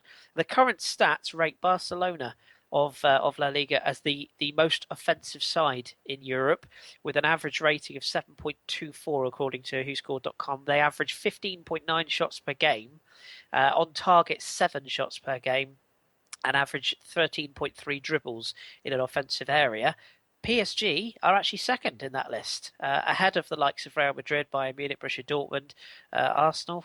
I don't know what they're doing up there, but still, Juventus, Spurs, Man City, Napoli, all those teams that you think of being offensively brilliant, well, PSG are second. And just for those statisticians out there, PSG average 14.3 shots a game, 6.4 of which are on target, and they average 11.6 dribbles. And just for anyone that's a real nerd, Bayern Munich are out in front with the average shots per game ratio of 20.3. So I think that's just a little bit of puts a little bit of flesh on the bones as to just how good PSG have been. Whatever you think of the league, it's fair to say they are really becoming a superpower now. Yeah, quite impressive. That is one way to win a league title. Very impressive. Now, on to Monaco, who got a 2-2 draw with Rennes. Now, the problem is, are they getting too many draws? Are they going to throw away second place, maybe? It's tough. I mean, if you look at this fixture on paper, you think Monaco are pretty much shoo-ins to win the game. But as you rightly say, draws are costing Monaco. Drawing at home to Reims is not a game you would expect a side second in the league to be doing. And it's 13 draws, 6 of which have come at home. So almost half the drawn games they've had this season have been at home. And you guys will be familiar, Monaco play in a stadium which isn't the most atmospheric, whether that's on a car park. Absolutely, on a car park, the Stade Louis II. It's not the nicest of grounds, running track, fans far back from the stands, from the pitch, sorry. It's not a great stadium, and they could really do with moving if the opportunity ever comes up. But Rybolovlev will have to pay for that, and I don't think his wife will allow it. So, or ex-wife, I should say. So it's tough for Monaco. They don't seem to get a good atmosphere at home, and it's costing them. But as for Ham, 3 wins, 2 draws away in 11, which is better than it has been, but they are still in trouble. They should be okay. They're sort of hovering down below the bottom end of the table. We'll come to that in a second, but signs of improvement, signs of life. And I think the good thing with Ram is they'll probably score goals just about enough, and they're decent enough to stay in the league, but you just never know with this league because they are notoriously flaky. We shall see. Charbonnier is going to be vital, and he scored at the weekend. So, very, very, very disappointing for Monaco. And as you rightly say, they need to keep their eye on the prize, otherwise they will lose that second spot. Yep. Now on to Nantes. Got a 2-0 win against Angers, and they're one of the many teams competing for a Champions League spot, possibly. That possibly? I went all Sean Connery then. So, yes. Yeah, amazing list of teams that are in there competing for that place, but Nantes are on a real run at the moment, aren't they? They are. Nantes, they're really fun to watch. Really, really fun to watch. I know a listener of the pod, Janzeb Shaheen, who I've tweeted with regularly, he asked me a couple of months ago, he's like, I really want to get into French football. I don't know who to follow. And I think almost to troll me, he picked Lorient's biggest rivals in Nantes to follow. But they are a really fun team to watch. And they're really, really good at home. They're unbeaten now since November the 1st at home. And for a side that, you look at the league and you think, Nantes, they're probably a bit up and down and nothing special. But that home record is really something special. And they've got a striker in Emiliano Sana who got both goals in the victory over Angers. He's just a classic centre forward, big, bulky, holds the ball up well, good in the air, all the cliches, and he's been doing really well this season. And Nantes are a good side to watch. They're not, they're not free flowing, they're not particularly explosive, but they've got players that are really, really good as a unit. And in sort of Bedoya, who's a USA international, that they've got a really gifted playmaker there. And I think they've got the tools probably to make a Europa League place. I think Champions League might be too big a step, but you can't knock it. You can't knock it. They're doing very, very well. As for Angers, though, 1 win in 10. Which will make them very angry. I'm sorry. Their form basically has gone off a cliff. They should be safe, which really, when you look at it, on the grand scheme of things, they sold probably their 2 best players in January. They're probably going to lose more in the summer. So it's going to be a summer rebuild for them. But they should be safe, which really, when you look at it, having come up last season, they're 12th at the moment. They'll probably finish there or thereabouts. It's a good season for them. But having flown high for so much of the season, 1 win in 10 is quite a big drop off in form. Difficult to swallow sometimes, but yeah, that sounds like more their position, especially for a promoted team. Last game to highlight, a result that neither Rennes or Lyon probably wanted. Another 2 teams pushing for a possible Champions League spot. Absolutely, yeah. Shout out to Mr. Rich Allen, who I, of course, I interviewed. He's a big Rennes fan, and he would have been watching from behind the sofa. This one was a thriller. It was a really, really good game. I think I'm right in saying I did highlight this one last week. If I didn't, I bloody well should have done, but I think I did. But really entertaining. It ended in a 2-2 draw, as you rightly say. It's a result that does neither any favours. Lyon will be particularly disappointed. They were 2-0 up. Rashid Ghazal, more on him in a minute, and Alexandre Lacazette, who's definitely back in form, 6 and 7 for him. And they were 2-0 up, and at that stage, seemingly were pretty comfortable. Ran in a few breakaways, but it was fairly good away performance for Lyon. But as Lyon generally tend to do, they chucked it away, and Rennes never know when they're beaten. Diana got a goal back on 70 minutes after a sort of defensive mix-up, putting through the legs of Lopez. And then, what do you know, a Raphael own goal is what it's gone down as the equaliser on 82 minutes. And Rennes take a share of the points. And as you rightly say, I mean, it doesn't really suit either side. Rennes, 3 defeats in 14. It's good form for them. Ousmane Dembele is obviously the key. Everyone's watching. Once again, there was scouts from Arsenal, from Tottenham, from Manchester City, all at the game. There's talks that Barcelona have bid 35 million euros for him, which has been turned down. So his form is absolutely vital if Rennes are going to grab this position. As for Lyon, they have to get better away from home. 2 wins in 13. It's not good enough. 20 goals in the last 7 is pretty decent, but if they can't win away from home, they ain't going to catch Nice and they ain't going to catch Monaco. So it's tough for Lyon, but they are playing better under Genesio, and with Nabil Fekir not far away, they're only going to get better, hopefully. Yeah, I suppose the one worry for Lyon is for all their exciting young players, it's always how many of them are going to be at the club next season. That's the big thing. Absolutely. Yeah. So if you just want to run through the rest of the results from the weekend for us. I will indeed. I shall skip through these. So we had, obviously, the Lorient-Marseille game we mentioned. That's a 1-1 draw. Guingamp beat St Etienne. A little bit of an upset. 2-0 win there. Privat and Brion with the goals. Gazalec, hey, good old Gazalec. They're back to winning ways. A Boutaïb goal got them a 1-0 victory over Caen. Montpellier lost at home. Their decent run comes to an end. Nice back into winning ways again. Valerie Germain and Alassane Playa getting the goals there. 2-0 victory. Bastia, their run of form comes to an end as well. Lille coming out with a 2-1 victory. Bouffal and Amadou got the goals for Lille. Late consolation for Danic. And Toulouse, they smashed Bordeaux by 4-0. Really out of the top draw this performance. 2 goals for Ben Yedder, 1 for Oscar Trejo, 1 for Braithwaite. More on Bordeaux in a second. That is all the games from this weekend. Okay, do you want to pick one out for us to watch next week? You're only allowed one, though. I see. Making the rules up as you go along. I've gone for Lyon Nantes. For obvious reasons, really. Lyon chasing that third or maybe even second spot, and Nantes are only 2 points behind Lyon. So it'll be a real test because although Lyon are at home and they have been very, very good in their new stadium, I think Nantes will cause them a lot of problems. That's Saturday at 8 p.m. for those looking to watch that one. See, now you said that they're only 2 points behind, I want to know what the table's looking like. Well, I can tell you if you like. See see how I smoothly transitioned, as if I hadn't forgot to ask you what the table was looking like. But now I've revealed the secret and thus ruined that. Yeah. Beautifully done. It's like magic in ceremony. Absolutely fantastic. Well, PSG, as we mentioned, are champions. 77 points, just the 25 points clear of Monaco in second on 52 points. Nice are third and still doing all right. They overtake Lyon with that victory this weekend, 47. Lyon a point behind on 46. Rennes, 5th on 45. Nantes are 6th on 44. Cannes, 7th, 43. St Etienne, 8th on 42. So for those who keep in score, that's a point between most of those clubs between 3rd and 7th. At the bottom, Troyes gone, 14 points. It's only a matter of time before their relegation is confirmed.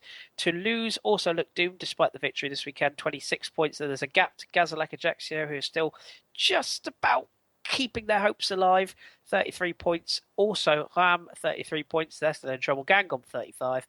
Montpellier, 36. Bordeaux on 38 on 14th, and Bastia on 39, and they are joined by Angers and Lorient, and Marseille in 10th. And trust me, Marseille are not safe just yet. When you think about it, only 6 points between 10th and 18th. So there's a theme developing on our leagues this week. Really is getting tight at the well, in your league from 2nd to 18th, really. Yeah, everyone bar PSG. It's quite fun. Have you any news for us this week, Chris? I do, yes. I think we called this one earlier on in the season. Big Willie is gone. Willie Sagnol has been sacked by Bordeaux. The press was informed this evening. He's been walking a tightrope for several weeks, to be perfectly honest. The talk is he is going to be replaced by former player Ulrich Rame. Looks like he's going to be joining the club to replace him. But yes, he was fired. According to RMC, Sagnol is in negotiations with the Bordeaux president Jean-Louis Trion to find an agreement for an amicable termination of his current contract, whatever that means. So he's gone. It's not a surprise. I mean, losing to Toulouse is bad enough. Losing 4-0 is well, it's unacceptable. So yeah, Big Willie is no more, I'm afraid. Big Willie got the sack. That's you have to be careful how you word that one. You definitely do. Yeah, it's a load of old balls. Yeah, well, there you go. And on that note, I will hand proceedings back over to you, Chris. Thank you for you saying our balls. Fantastic. Right. Okay, that's our trip around the leagues for another week done. But before we move on to our other regular segments, we're just going to focus. We've decided for this week and for other weeks, we're just going to do the focus on one other league per week. It's this week's best of the rest.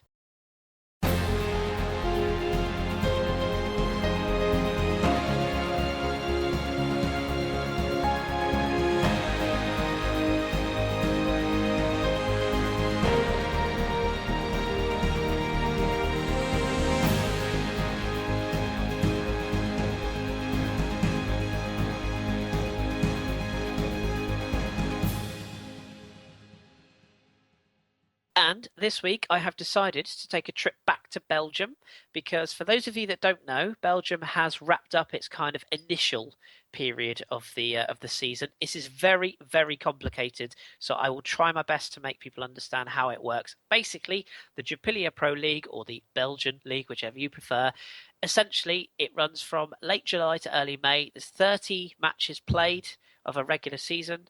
We then enter the playoffs and the playoffs 2, and there was a relegation playoff which has now been thankfully done.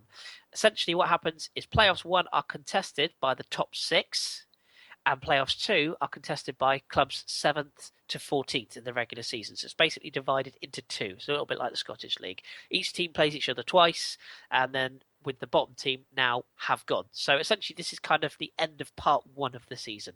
If you're all following along, which I know you're not, but just go with it. So, what do we know? Club Brugge are currently top, 64 points. So these are the 6 teams that are going to play off for the championship, essentially. So Club Brugge on 64 points first. Ghent, 60 on second. Anderlecht, who you'll all know, on third, 55 points. KV Oostende, fourth on 49 points. Genk on 48 points in fifth. And Zulte Waregem, they got in on the last day, 43 points. Gets them into the top 6. Outside the top 6, this is the second tier down, so the Europa League playoff round, if you like. It's Standard Liège, Sporting Charleroi, Kortrijk, Mechelen, Lokeren, Waasland Beveren, Sint-Truiden, and Mouscron Peruwells. There you go, Mouscron, that'll do.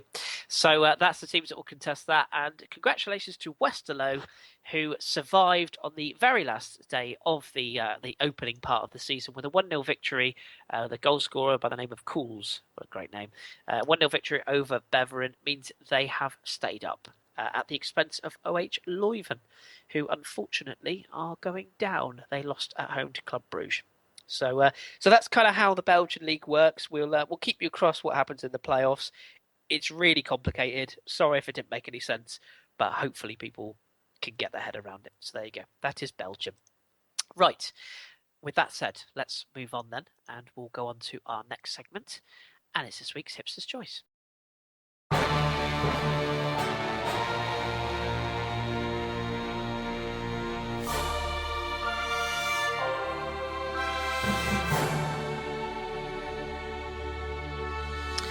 Okay, so as you would have heard from our last week's show, if you managed to hear the show, I should say, because as I say, do apologise, my audio in particular was terrible because the headset didn't want to play ball. We announced last week that we will be telling you who we're going to be doing with the Hipsters Choice in advance, so I can, before I release this week's Hipsters Choice, reveal that next week we are going into Spain. Tom's a very happy boy, aren't you, Tom? Because we felt like we've been neglecting you. So next week we are going to be covering Sabin Merino of Athletic Bilbao. Yes, Tom, I will be all over you next week. I tweeted John Driscoll and said, that Sabin Merino shout wasn't that bad this season, and he liked it, so he must agree. Oh, fantastic. Well, hopefully he'll tune in and listen to you wax lyrical. So he will be our choice next week. So who have we chosen this week? Well, as we announced earlier on, it is Rachid Ghazal of Lyon. So, what do we know about Rachid Ghazal? Well, he was born on May the 9th, 1992, which makes him 23 years of age. Sickening, I know. He is French-Algerian nationality-wise. He's 6 foot dead and he weighs 143 pounds. He is Lyon's number 11. He plays left or right wing. He shoots with a left foot and he is a client of Nike, wears their Mercurial Superfly boots. As far as we can tell, he doesn't have a Twitter or indeed an Instagram, so you can't stalk him. Sorry about that. You can, however, YouTube him. I have posted a link on our Twitter, which you can check out his fancy footwork if you wish. As far as his bio goes, well, he was born in Dessin-Chapeleux, which is just outside the metropolis of Lyon, to Algerian parents. He joined Olympique Lyonnais youth program at the age of 12. Another one of the many talented French-Algerian players to come through Lyon's youth program, namely Fekir and Yassine Benzema, to name two of the other prominent ones. After featuring with the club's reserve team for 3 seasons, playing in the Championnat de France Amateur, leagues. He scored 8 goals in 45 appearances, and he was promoted to the first team ahead of the 2012-13 season by the former manager Remy Gard. God bless him. And interestingly, breaking into the first team ahead of reserve teammate Nabil Fekir. So that's a fact people won't know too much about. He made his professional debut with Lyon's first team on October the 4th, 2012, starting in the 4-3 Europa League win over Israeli club Kiryat Shimona. His Liga debut came shortly after that on October the 21st of the same year against Brest. Behave. Coming on for Bafatimbi Gomis, now of Swansea, of course, in the 77th minute in a 1-0 home victory. In the 12-13 season, Lyon finished in Ligue 1. They finished third. They were knocked out of the Europa League round of 32 by Tottenham Hotspur. Gazal made 20 appearances and scored his first and only goal on February the 24th, 2013 against, yes, you've guessed it, Lorient in a 3-1 home win. Double boo. Unfortunately, Gazal suffered a major setback to his career with a serious back injury requiring surgery and resulted in him missing all of the 2013-14 season. But despite this, club offered him a new contract in 2017 in June, and they were keen to hold on to their talent for the season, which saw them finish 5th in Liga. They were knocked out of the Europa League that season in the quarterfinals by Juventus, and the departure of Remy Gard for, quote, personal reasons. And in 2014-15, Gazal worked to reignite himself back into the squad. It's a somewhat difficult task with the likes of Lacazette and Fekir having exceptional seasons, grabbing most of the headlines and indeed the goals. But Gazal did make a total of 18 league appearances and provided 2 assists. He did struggle to get his regular first-team position under Herbert Fournier in the first half of this current season. However, when the manager was sacked in December of 2015 and replaced by Lyon's number 2 and current coach Bruno Genesio, at least until the end of the season, he has flourished. Injuries as well as a change of manager in the formation to the Lyon's current 4-3-3 have propelled Gazal into the starting 11, usually on the right of a forward 3, an inverted winger flanking Lacazette. That's quite hard to say when you haven't had a few. In Lyon's last 2 games against Guingamp, yes indeed, in Lyon's last few games against the Guingamp Algerian, Gazal has been man of the match in both, scored 2 and assisted 2, and has made a total of 31 appearances in all competitions this season, scoring 7 goals with 7 assists. A couple of stats for you. 22 appearances this season, that's 9 starts, 993 minutes, 5 goals, 6 assists, 4 yellow cards, no red cards, good boy. Shots per game average 0.8, pass success percentage 82.5, key passes per game 1.3. He's been man of the match 4 times, and he is voted by WhoScored.com as the 53rd best player in Liga on stats alone, with a rating of 7.9. I don't think he'll be putting 53rd in Liga as a particular CV notice, but nevertheless, he's been well noticed. He's eligible for both Algeria and France. Gazal announced he would play for Algeria, following in the footsteps of his older brother, who plays for Serie B side Como. There's one for John there. However, subsequently representing France at under 21 level, he has since confirmed he does want to play for Algeria and has now earned 3 international caps. Just quickly, strengths and weaknesses. Well, he can play on both sides of the attacking formation of a side. He's naturally quick. He's got quick feet. He plays with his head up. He's very, very direct. His probable downsides, I would suggest, he's not the best in the air. In fact, he's pretty poor. Does tend to go walkies as far as positions go, and that leaves him open to being attacked. As far as a defensive standpoint, he's not particularly well disciplined, but he does have a flair, and certainly this season has been his breakthrough year. So that's what we know about Rachid Gazal. Now, I know that our hipsters are not particularly well versed in Rachid Gazal, so I'm just literally going to pick on Tom, I think, because Tom, I was talking to you sort of previously before we record. You always do this. I know. Well, it's even more fun when you've had a few. So we talked pre-pod, and we said that you obviously follow a lot of Austrian football, which is a nation which is on the up, shall we say. Algeria is another nation that's starting to produce players. Yeah. I think I'm right in saying Fergouli is one.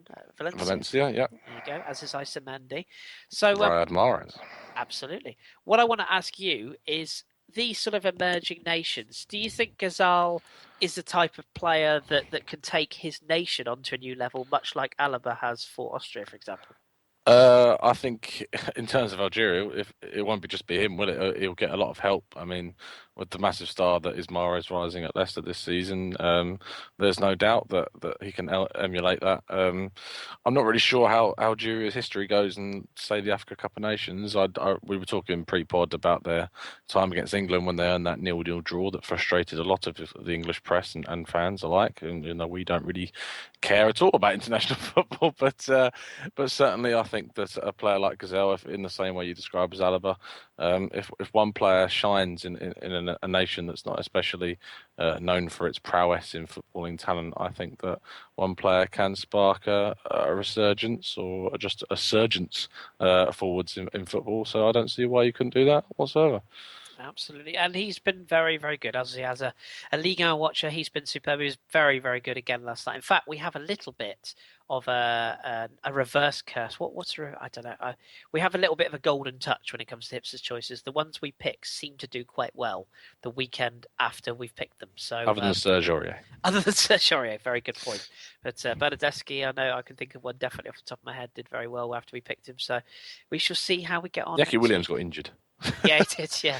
So look for Sabin Marino to be stretchered off after 3 minutes next week. Catapulted out of the stadium. Absolutely. And I should say as well, Drew has very kindly highlighted Slimani's form at Sporting as well. Another excellent talent. So there we go. It's a talented bunch, and Ghazal is one off that production line. So if you've got any questions on him, probably best to direct them at me. But there's another one to enter into our Hipsters Choice, into our Hipsters Hall of Fame, if you will. And if you want to listen back to our profile, go to our website under the old tab Hipsters Choice, and you will find the timestamp to listen again. So that's Rashid Ghazal. Let's move on then, and it's that time for me to pick a team of the week.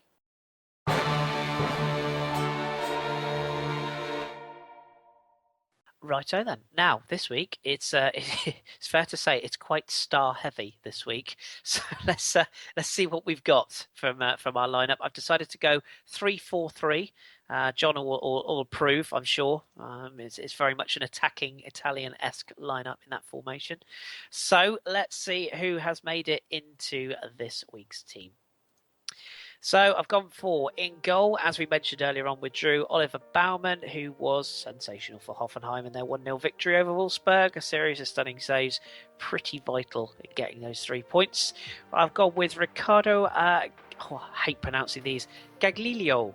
I hope that's how you pronounce it, or Gagliolio. Or anyway, the bloke at Carpi. Jesus.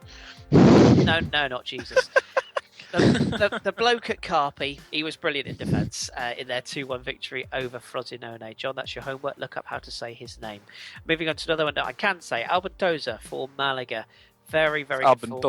Albentosa. Very good form for Malaga at the moment. Man of the match versus Sporting Gijón in a 1-0 victory. Mervyn, I'm going to say Mavrai. I don't want to say Mavraj because it's very, very Dali. So I'm going to go with Mavrai for FC Köln. Strong, solid, invaluable in the 2-0 victory away at Hanover.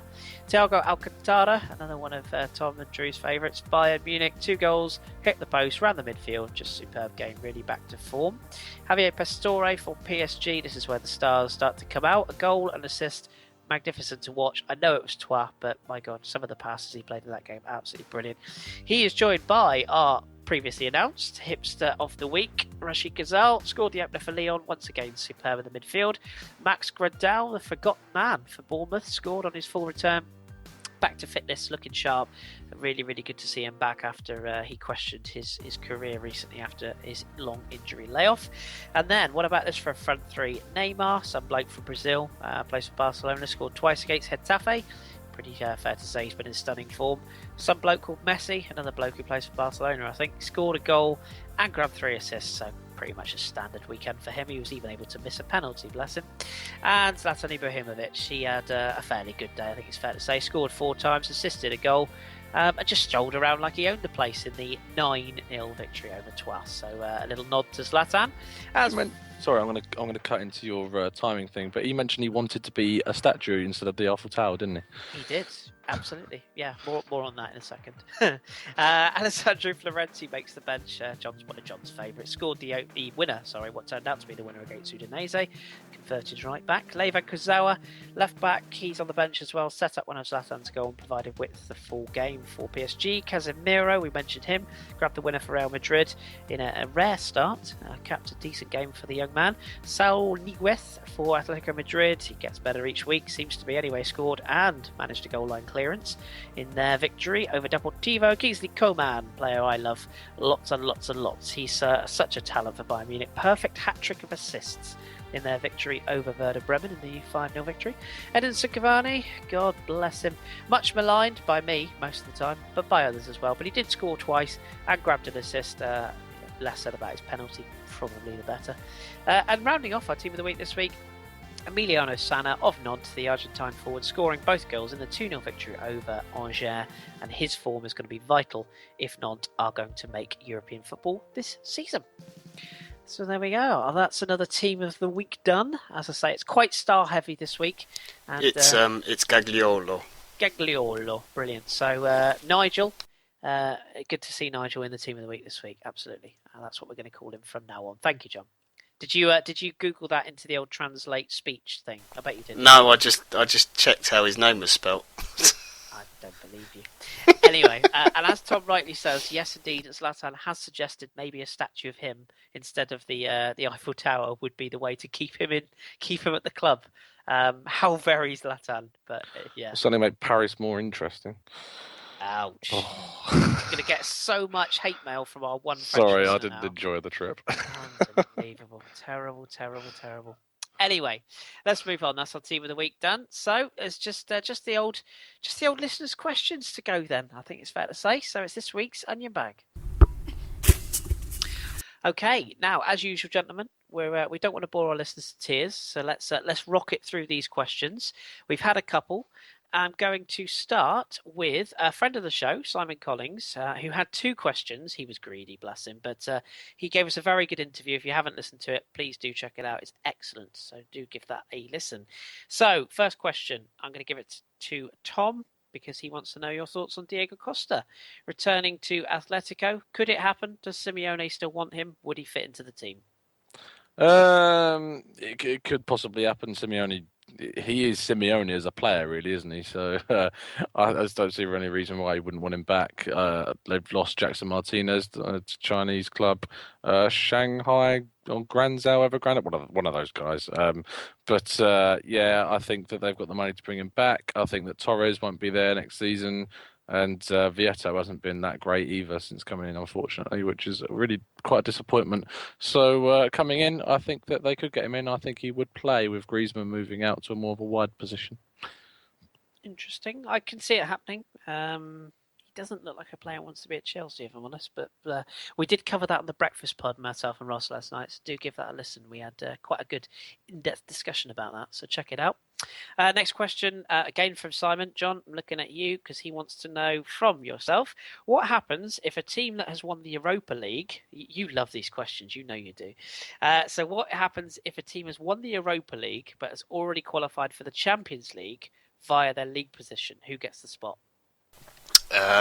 They still get the spot, but that's it. There's no change. Excuse me. I'm so excited by it. I'm choking on the excitement of these questions about qualification. There is no changes to who qualifies. It doesn't go down a position. It's not like it used to be. There is now a maximum rule that you can only have a maximum of 5 clubs from one league, from one association league.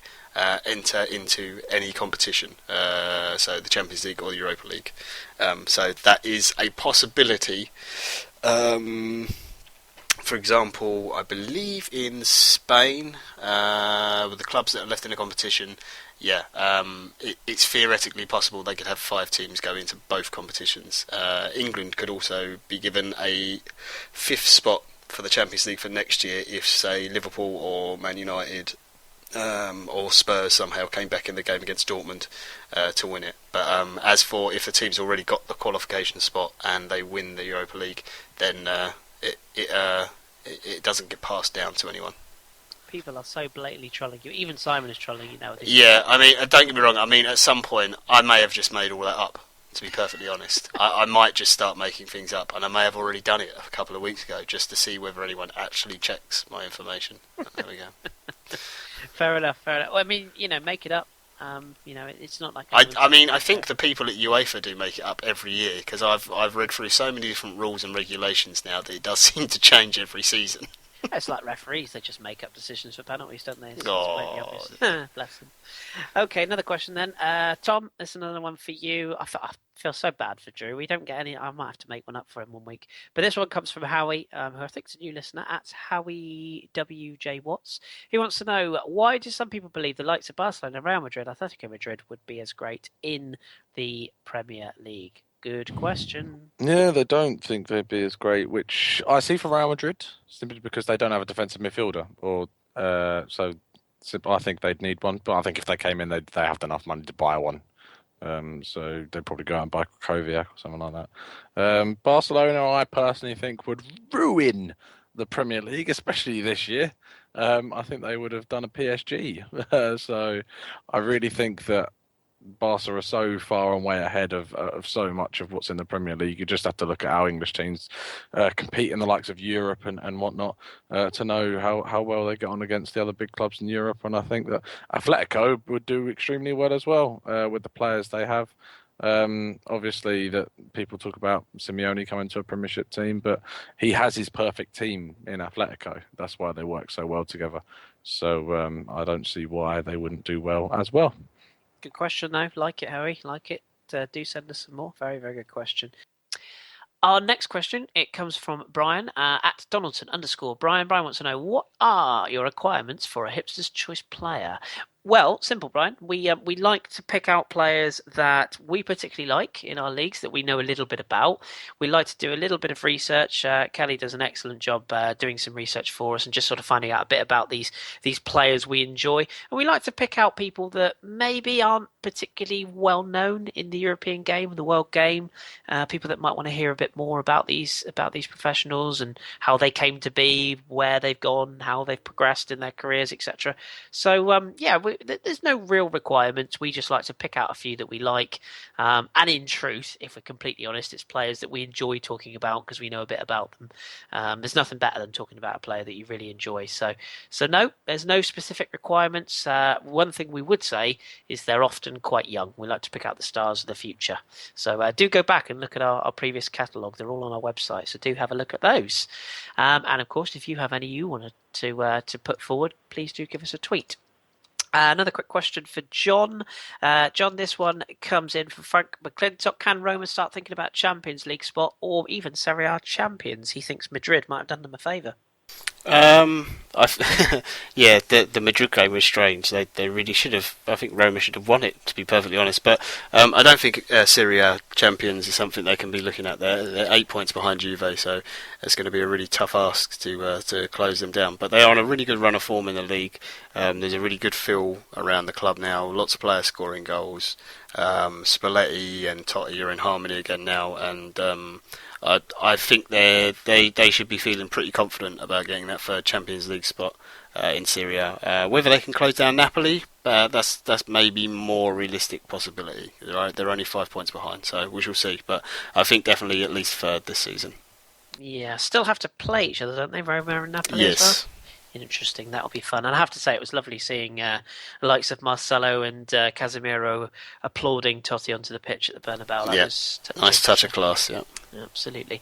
Our final question comes in from Aaron, who's a new listener. He's at Groot Suit, so welcome aboard, Aaron. Nice to have you. He wanted to know about Alexandre Lacazette and whether he thinks there's a realistic chance that he'll be on the move this summer. And the simple, straightforward answer to that one, Aaron, is yes. He's been linked today with Southampton in the Premier League. He's been linked with Newcastle. My personal opinion, no offence, Ross, is that he's a level above those two clubs. I personally think he could do a very good job at a club in the top six. I also think his game is quite well suited to Spain. So I would expect him to move on, where at the moment is anyone's guess. But yep, I do think he is on the move. Before we wrap up this week's questions, apologies, we haven't been able to get to all of them tonight. A couple of tech issues, we'll say no more, but we will get to the questions again. So if you didn't hear your question this week, do retweet it to us and we'll do our best for next week. But the final one I just want to give a mention to is at Gunner Outpost. He asked me an excellent question. He knows what this question is. I won't reference it this week simply because I'm going to do some research, my friend. So thank you very much for the question. It is a cracker, but I want to give it I want to justify an answer to you and not just think about it on the spot. It came in very late, so give me a week. I'll do some research and we will reveal all next week. So that is it from myself and indeed from all the hipsters. A couple of quick plugs. As usual, please do give us a rating on iTunes, a 5-star rating, and leave a comment. We really appreciate those. Also leave a comment on our YouTube page if you get the chance. As Lewis did earlier on, of course, we got a mention to him. Follow us at the FH Podcast and check out our website, thefootballhipsterspodcast.co.uk. There's lots of good stuff going up there. Drew's Hall of Fame blog will go up as usual this week. I think I'm right in saying he's doing Vicente Lizarazu, the former French international left-back. And of course, myself and John will return for the Satchel, reviewing this week's European action on Thursday. And the final thing, if you haven't already, do check out our interviews, our back catalogue. Some excellent interviews there this week, or last week I should say. Myself and Simon Collins sat down and talked about the media and the sort of effect it has on the modern game. So do go back and check out our interviews. They're all on YouTube. You can check them out at any time, and do give us some feedback. So that's it from us. My thanks to my hipsters, to Drew, to Tom, and to John. I will say those are mortal words, I should say, put my teeth in. So keep your beard strong and your glasses trendy. And we'll speak to you on the Satchel on Thursday, and indeed the pod next week.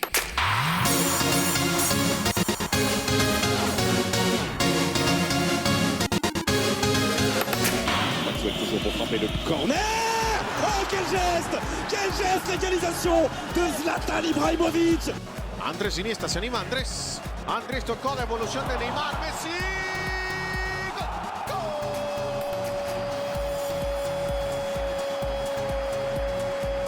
Versucht alles aus sich rauszuholen. Verfolgt von Schmelzer. Müller vorbei an Weidenfeller. Müller.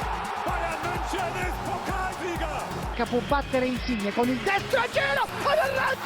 Favoloso! Si gonfia la rete! Favoloso!